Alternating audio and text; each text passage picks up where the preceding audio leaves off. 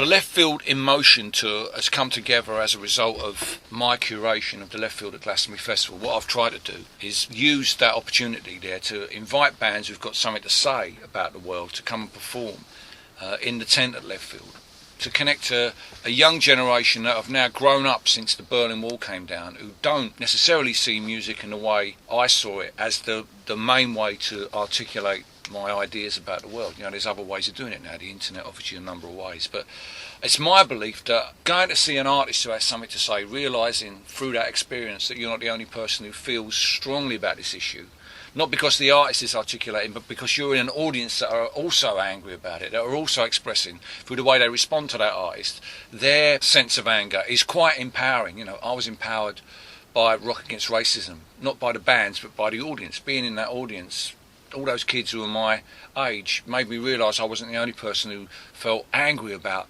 the racism in our society, and particularly about the National Front. Whereas when I was at work, I felt I was in a minority like that. I felt everybody, you know, there was a lot of casual racism. So I'm aware that music has that power.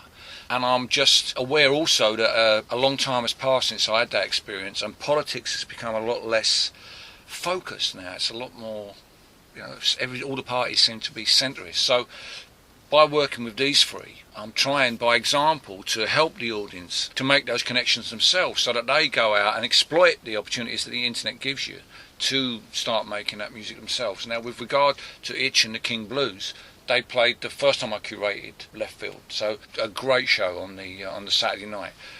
Kate and Sound of Rum, they performed this year. Akala hasn't performed at Left Field yet, but I wanted particularly artists from hip hop, because I think we have to recognise that that's where the most political music is being made at the moment. You know, even the King Blues, who are making great political music, you know, have kind of one foot in that camp. It's not sort of, you know, spiky Herberts with guitars like it was when I was making music. And so in recognition of that, I wanted to reach out to Akala and bring him on board.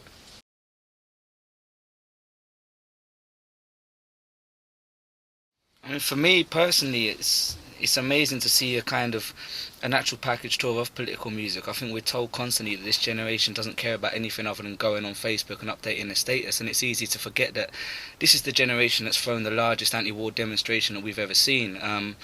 And I think, as Bill said, I think it's easy sometimes when you believe in a better world and you believe that there are other ways of living than we are, and just towing the line, that sometimes you can feel a bit like a weirdo and a bit ostracised for feeling like that. And I think when you come to a gig, especially with this tour, you'll understand that there's thousands of other people out there just like you, who feel just like you, who think the same things as you. And I think it's when people come together that real organisation and action can springboard from that. So hopefully we'll be showing that this generation does actually care, you know.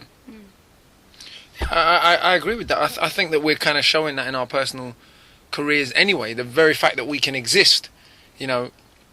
I mean, and particularly in the hip hop scene here at the moment, you've got several other artists, you know, who've all got careers. They're not on mainstream radio, they're not on TV. So people are seeking out their music and finding it, and what they're saying is resonating with people. In fact, the very birth of hip hop, you know, and of punk, and of, you know, really musical art forms that have really taken the public imagination throughout the 20th century. There's always been a quote-unquote political, which, like it said, is an ostracised word, but really all it means is music that says something more than, as Billy said, I got nice socks.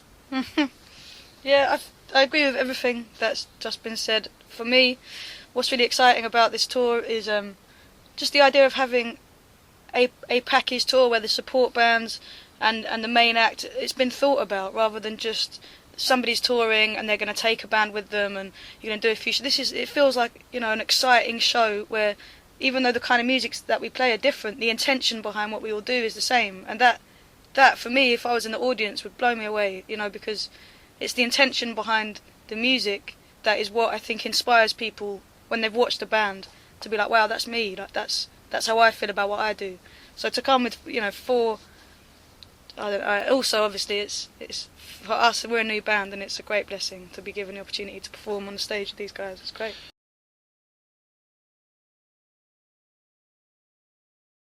I mean, for me, I think my life's always been political, you know, just kind of growing up. I think in a single parent working class family, it was kind of having a mum who just arrived in this country. It was kind of political before I even realised it. Music's just one of many tools, you know?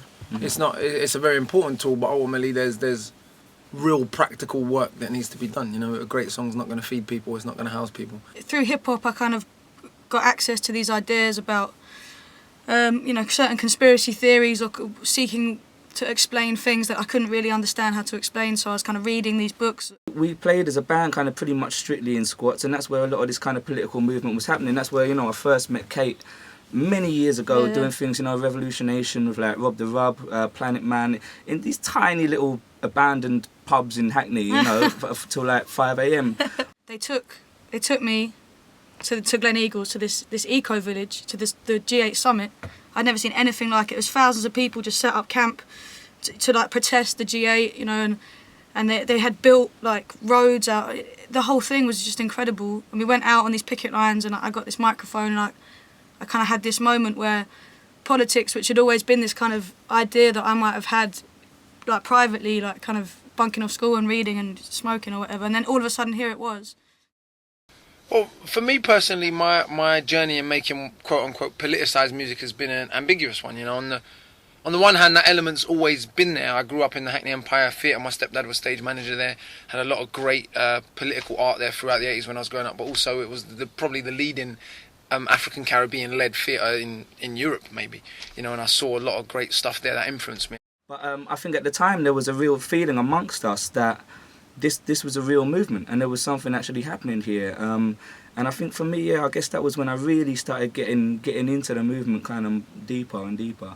I became really switched on though about trying to investigate my own feelings rather than just kind of going along with what other people were saying because it sounded nice, without me really understanding the motivation behind what they were saying, if you see what I mean. My early music was a lot more ambiguous than it is now, and there was elements of that, but there was elements of another side of my personality that I've over the years grown out of a bit more, and I feel like my understanding has refined a little bit. Obviously you've still got tons to learn, but I feel like it's progressed, and now there's a much clearer vision of how I hopefully see the world, and hopefully that comes across in the music. What we're all trying to do is, as artists, find our voice about what we think. I write a political song if I think there's something that no one's written about. If I'm reading a newspaper, I'm watching a TV programme, and I see a perspective that I've got that I don't see other people have, I want to put that perspective in. And I think that's the right approach, not to take a party line. One of the things when we were doing Red Wedge in the 1980s was we weren't from the Labour Party. We supported the Labour Party when we could, but we also criticised them when we had to. And I think as an artist, you've got to keep that distance. If you become the pet of a particular political party or a particular political dogma, then to me, you're giving up your own perspective, you're giving up your own identity. And I get angry, people say, there's no political music around these days, as if the younger generation don't care. We've seen that they do care, we've seen the student demonstrations last year, and in some ways also, although it was more ambiguous, the more recent riots, something's going on there. The moment that struck me the most was that kid who was asked by a TV crew, what are you doing here? And he said, well, this is the only time people like you ever talk to me. As someone I am an older generation, I recognise that, but we need to start talking to that generation. They're out there on a limb at the moment. They may be the first generation who are going to grow up worse off than their parents, and they're already being stigmatised. They're already, people like David Cameron are making plans for them without consulting them. And you can Facebook, you can Twitter, you can blog, but there's something about music that is more powerful, that is more unifying. I'm aware of that. And these bands, these artists are also aware of that.